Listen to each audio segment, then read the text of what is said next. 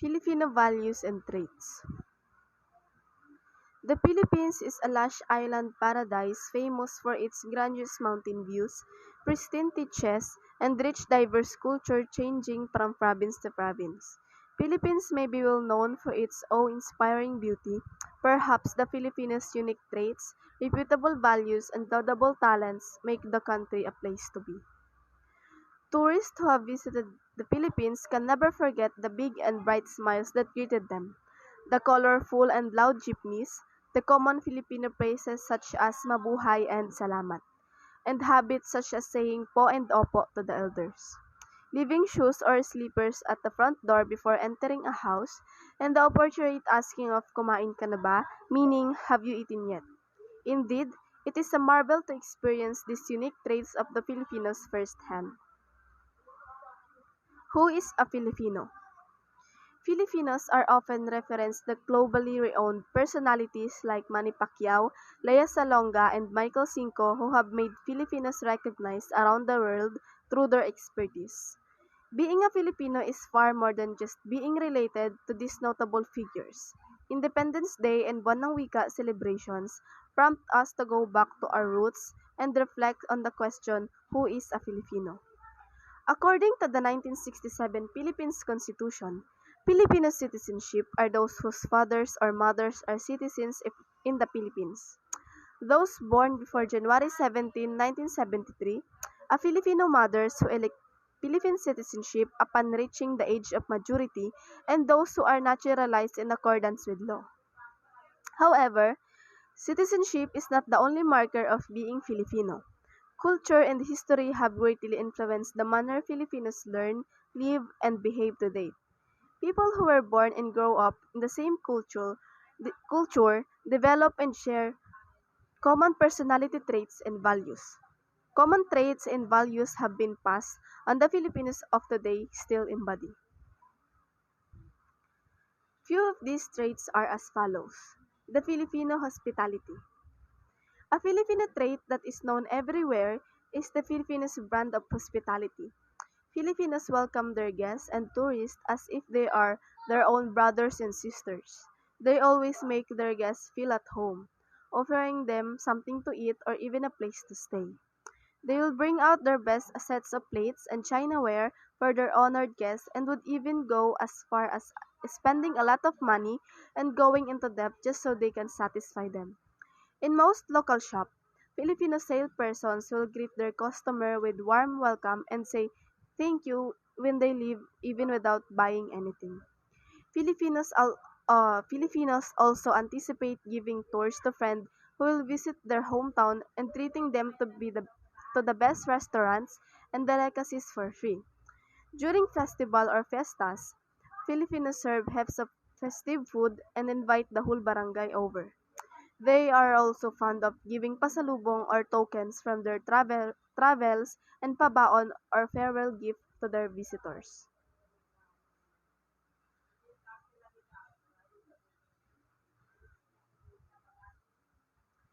Respect for elders.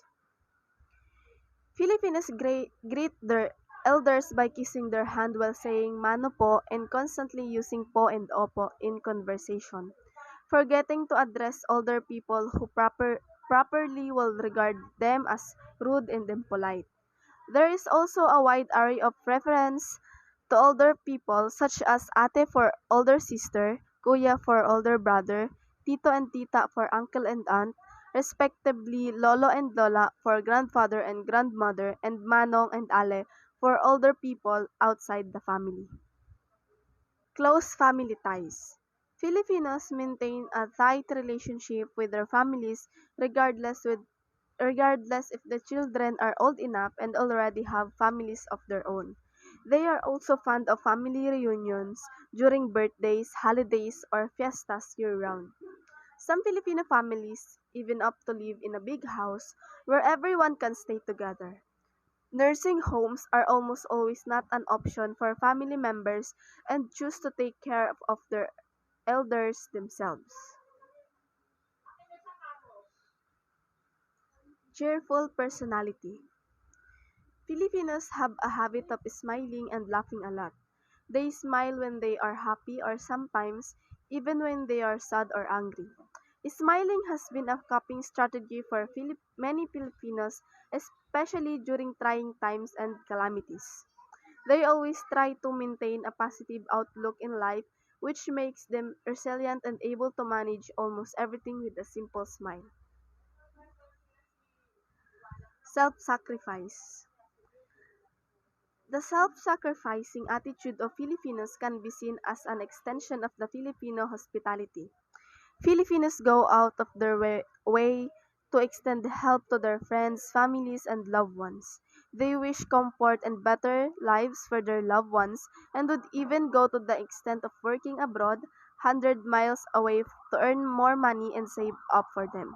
Overseas Filipino workers or OFWs sacrifice a lot. That is why they are regarded as the modern day Filipino heroes. There are also times when the eldest among the children of the family would give up school to work and provide for the rest of the family and educate his or her siblings. Bayanihan. Bayanihan is the spirit, commonwealth, unity, and cooperation of Filipinos. It is also about giving without expecting something in return. Filipinos are always ready to share and help their friends and always loved ones who are in needed. It may not always be in monetary form, but the time and effort they give also count as form of help for them. This trend is particularly manifested in how Filipinos rally themselves to send aid to those who are severely affected by natural calamities.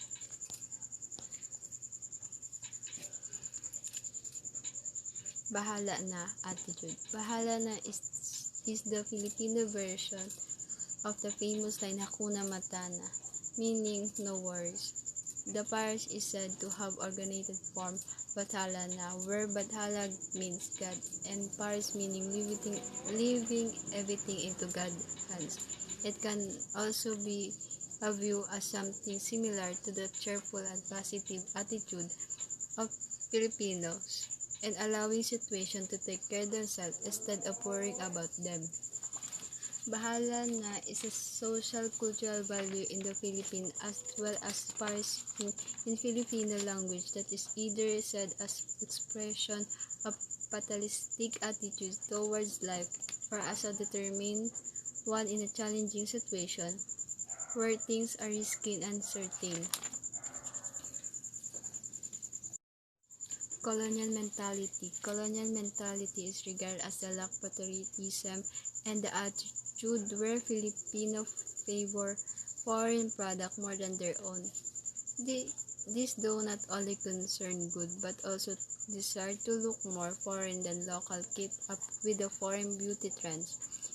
It is attributed to the centuries of colonization Filipino had experienced under the Spanish, American, and Japanese rule. Banana habit. This is the Filipino term of procrastination. It was divided from a longer Filipino parish called mamayana, meaning dawdling things, which as called have been done at earlier time. It is a poor habit or laziness that results in heavier workload. Manana habit is something that we learn the Spaniard. The word manana means tomorrow.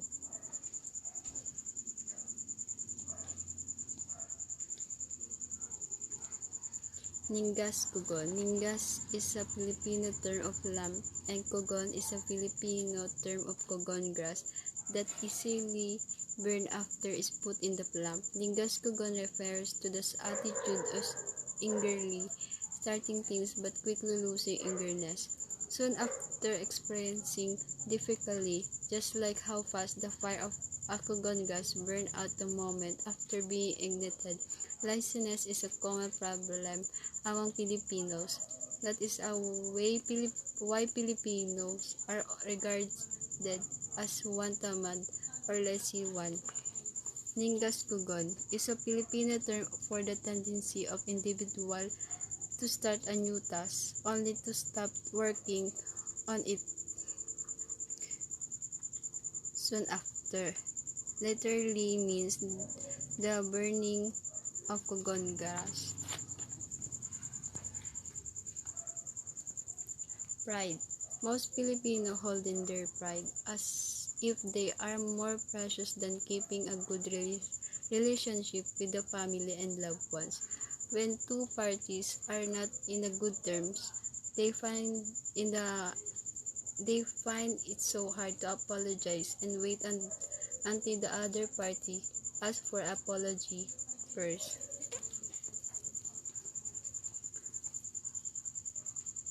Crab mentality. This is a toxic among Filipino where one resolves the achievement of another instead of feeling happy for the person, just like crab in the container. They pull each other down and ruin each other's reputation rather than bring them up, resulting the no progress. Filipinos should change their troublesome attitude and focus more than their own fantasy to improve oneself. Crab mentality involves pulling down who achieved is about to achieve success rather than yours.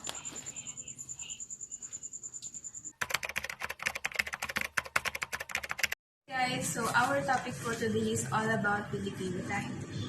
Filipinos have this common attitude of arriving late at commitments, dinner or parties, especially if they are meeting someone close to them. They tend to not observe punctuality altogether. The 7 p.m. call time becomes adjusted at 7:30 p.m. and almost everyone arrives at the same time because everyone is using Filipino time. Filipino markers. What then are the hallmarks of our being a Filipino? What makes us truly relish in our being Filipino? The following are constant reminders of our nationality. Proverbs or salawikain. Filipino proverbs, just like any other proverbs, are saying that convey lessons and reflections on Filipino practices, beliefs, and traditions. Damiana Eugenio, regarded as the mother of Filipino folklore, classified proverbs. First, we have the proverbs expressing a general attitude toward life and the laws that govern life. So next, we have the ethical proverbs recommending certain virtues and condemning certain vices. And next, proverbs expressing a system of values. Next is proverbs expressing general truths and observations about life and human nature. And humorous proverbs. And next is miscellaneous proverbs. Next is superstition. So kapag sinabi natin superstitions, ibig sabihin pamahiin. Filipinos also subscribe to their own set of superstitions, passed down from generation to generation. Some of this may be influenced by beliefs from other cultures, but Filipinos have retold these superstitions according to their own experience, and they sometimes end up even more interesting. According to Filipino superstitions, a woman singing while cooking will end up as painters, so parents remind their daughters to avoid singing while preparing their meals. Filipinos also avoid taking pictures in trees, as the one in the center is said to die according to another superstition. Example of superstition belief. So first, we have the knocking on wood. So, example nito guys, if a friend were to say I might get hit by a car while crossing the road. So, ibig sabihin nun guys, kapag may sinabi ganun yung kaibigan natin guys, kailangan natin kumatok ng 3 beses or siya para maiwasang mangyari yung bagay na pangyayaring yun. Is guys yung tabi-tabi po. Halimbawa guys, kapag pupunta tayo sa masukal na lugar, syempre kailangan natin magsabi ng tabi-tabi po para maiwasan nating makasagi ng hindi natin nakikita. Another example of superstition beliefs is yung pagpag. Syempre guys, di ba, kapag pumupunta tayo sa kapag galing tayo ng burol guys, di ba, wag daw muna tayo dumiretso ng bahay. Kailangan pumunta muna tayo sa ibang place para hindi tayo masundan ng yung kaluluwa. And syempre also, kailangan natin magpagpag or magpalit na t-shirt. Yan guys. This is yung myths and legends. Due to Philippines' rich culture and history, numerous myths and legends have sprung about things that are beyond one's imagination. These stories are aimed to explain the origin of things at the same time, teach a valuable lesson. Some of these stories stem in pre-Christianity period but have evolved in the stories we know today. So, a famous Filipino legend is about the origin of the pineapple fruit. It is about the story of Papayang and a lazy girl named Pina who always asked where her mother kept the things she needed without looking for them first. When Pina's mother got tired of being asked where she hid her things, her mother wished that eyes be planted to Pina's face, so she wouldn't start using them. To her mother's surprise, the next morning, Pina was gone and the fruit sprang in the yard, implanted with eyes all around its body, which was later called piña, the Filipino term for pineapple.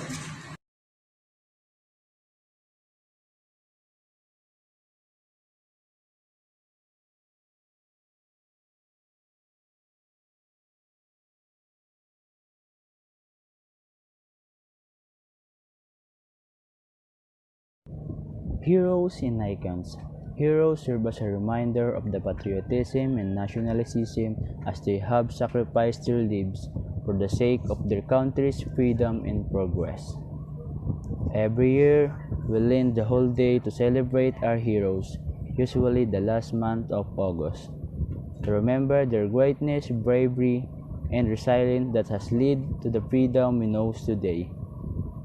Famous Filipino icons such as Lea Salonga, Manny Pacquiao, and our very own national hero, Jose Rizal, also serve as important Filipino markers as they have made the Filipino name more pronounced worldwide through their own expertise. And now, how to be a good Filipino. Now you know that your truths and values are important indicators of being a Filipino.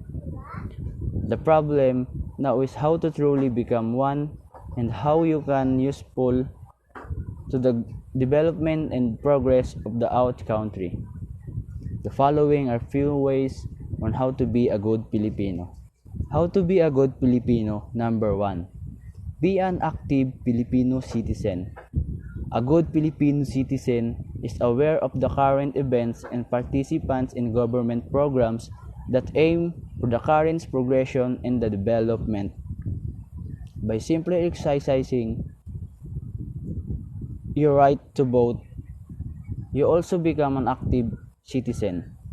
When it comes to voting, the rich and the poor have equal voting rights.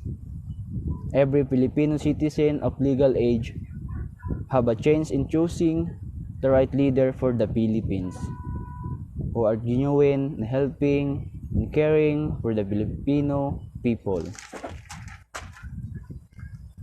And number 2, how to be a good Filipino. Number 2, study the Philippine history.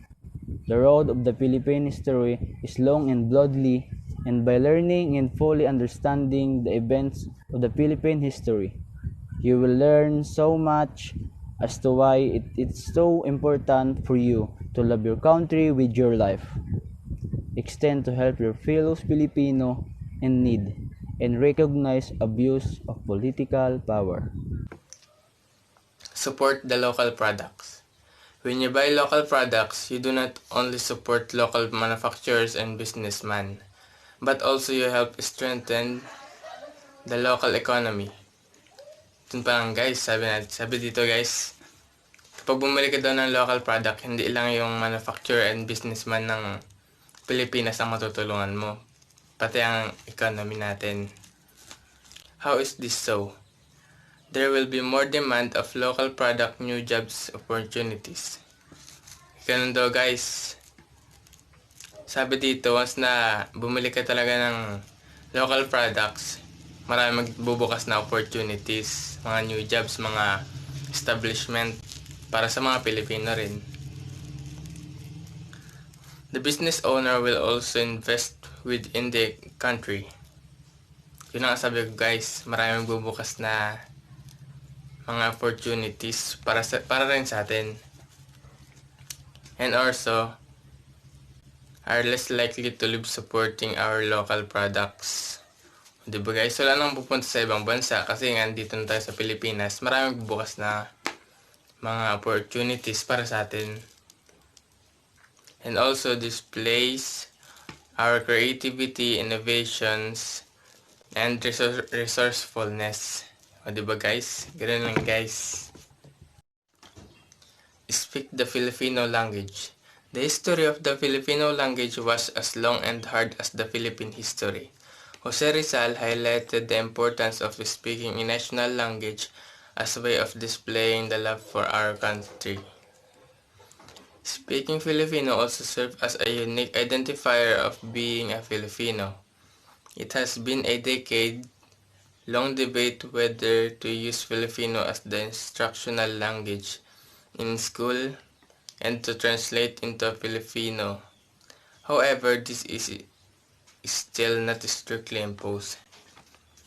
Siyempre nga guys, sabi dito, kailangan nating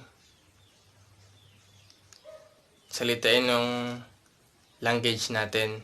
Hindi naman pinaglaban ng mga bayan natin yung bansa natin para lang salitain yung lingwahe ng ibang bansa. Kailangan guys, lingwahe natin yung gamitin natin guys. Do not spread fake news and be democratic in engaging with dissent. This period in the history of the Philippines has seen how the internet has spawned tons of possibilities for people, both good and bad. For instance, it is easier for Filipino working abroad to communicate with their loved ones left in the Philippines through the internet. Despite this, internet has also made the spread fake news very common. Likewise, the internet has also made us engage in intense argument with people across the globe about our political position. For example, is it a part of being a good Filipino to understand and verify what you read online, especially in social media, before actually believing in it and spreading it like wildfire? It also the responsibility of every Filipino to recognize disagreement in political views, be tolerant, and argue intelligently without having to resort into name-calling people. Sabi dyan guys, huwag tayo magkalat ng fake news. Lalo na sa internet ngayon, daming kumakalat. Like, click dito, click doon. Siyempre, mabasa natin mga news. Di at na alam, peke pala. Tapos, ikwento-kwento natin sa ibang tao. Ganon-ganon, share na natin. Hindi natin alam, fake news pala yun. Siyempre, doon na magsisimula yung argument. Sabi nga dito, argument. Tas intense argument. Yun lang guys, yun lang yung sa report ko. Salamat sa pakikinig.